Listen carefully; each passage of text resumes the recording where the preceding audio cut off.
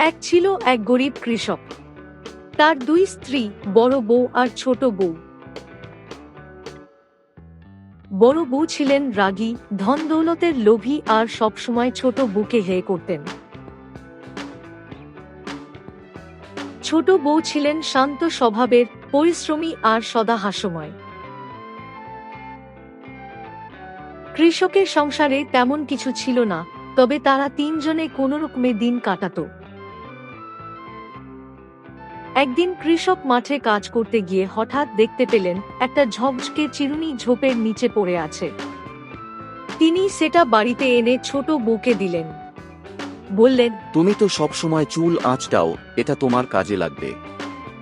ছোট বউ যখন সেই চিরুনি দিয়ে চুল আঁচড়ালেন, তখনই আশ্চর্য ঘটনা ঘটল। তার চুল থেকে ঝরে পড়ল সোনার মোহর। খবরটা ছড়িয়ে পড়ল মুহূর্তে।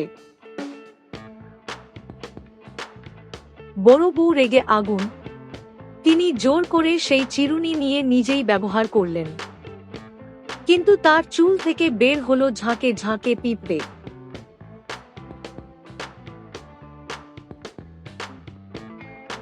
বড় বউ চিৎকার করে উঠলেন। তিনি কিছুতেই মেনে নিতে পারলেন না এই অবিচার। তিনি জাদুকরের খোঁজে রওনা দিলেন, যেই জাদুকর নাকি এই চিরুনিটা বানিয়েছিল। অনেক খোঁজাখুঁজির পর জাদুকরকে খুঁজে পেয়ে বললেন, আমার চুল থেকে কেন পিঁপড়ে বেরোয়?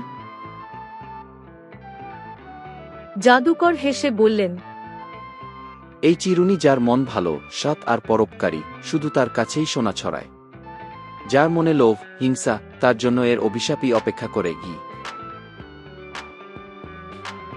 বড় বউ অবশেষে নিজের ভুল বুঝতে পারলেন।